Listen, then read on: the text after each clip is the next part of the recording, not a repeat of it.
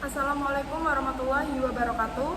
Perkenalkan, nama saya Angelika Putri Faradifa dengan NIM 1521097. Di sini saya akan mempresentasikan materi saya yang berjudul tentang perubahan konstitusi.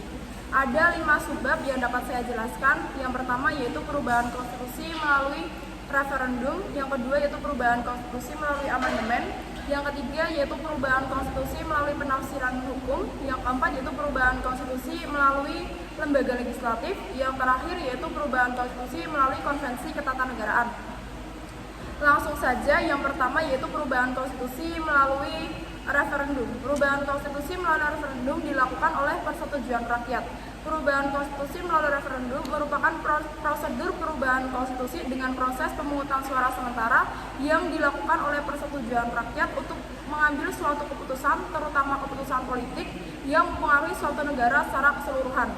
Proses pemungutan suara dilakukan oleh rakyat yang mempunyai hak suara.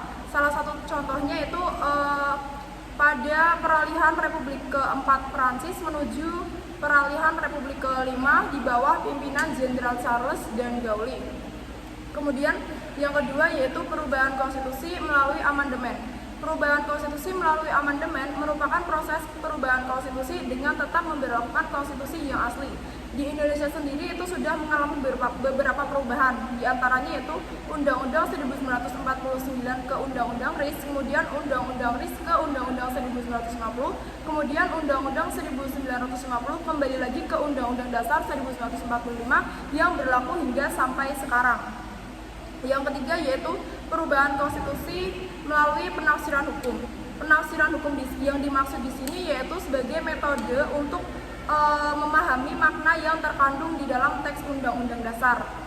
Perubahan konstitusi dengan penafsiran hukum di sini juga mempunyai fungsi dalam perubahan konstitusi dalam arti menambah, mengurangi, atau memperbaiki makna yang terkandung di dalam teks undang-undang.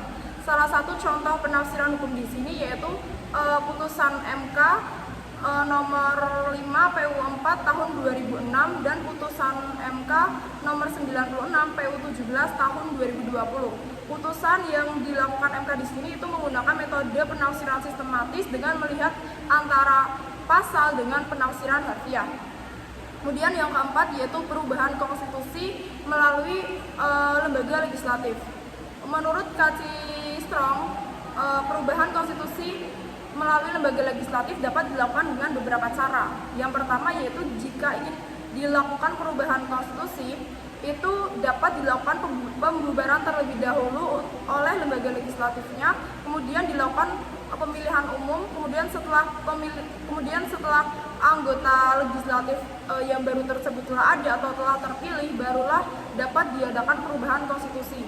Kemudian yang kedua yaitu jika di dalam suatu negara itu terdapat 2 lembaga legislatif, maka dapat diadakan sidang gabungan. Kemudian untuk putusannya dipilih dari mayoritas atau suara terbanyak dari hasil sidang tersebut. Salah satu contohnya yaitu pada sidang lembaga legislatif dalam menetapkan quorum untuk membahas perubahan konstitusi, Belgia, dan Undang-Undang Dasar 1949. Kemudian yang kelima atau yang terakhir yaitu perubahan konstitusi melalui konvensi ketatanegaraan. Konvensi ketatanegaraan merupakan kelaziman-kelaziman yang timbul dalam hidup praktik ketatanegaraan.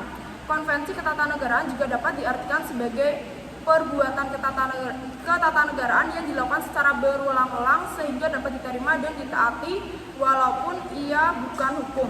Salah satu contohnya yaitu misalnya seorang petinggi itu harus mengesahkan kedua undang-undang yang telah disetujui oleh kedua majelis parlemen. Mungkin itu saja yang dapat saya sampaikan. Kurang lebihnya mohon maaf apabila ada kesalahan materi ataupun kesalahan kata. Terima kasih. Wassalamualaikum warahmatullahi wabarakatuh.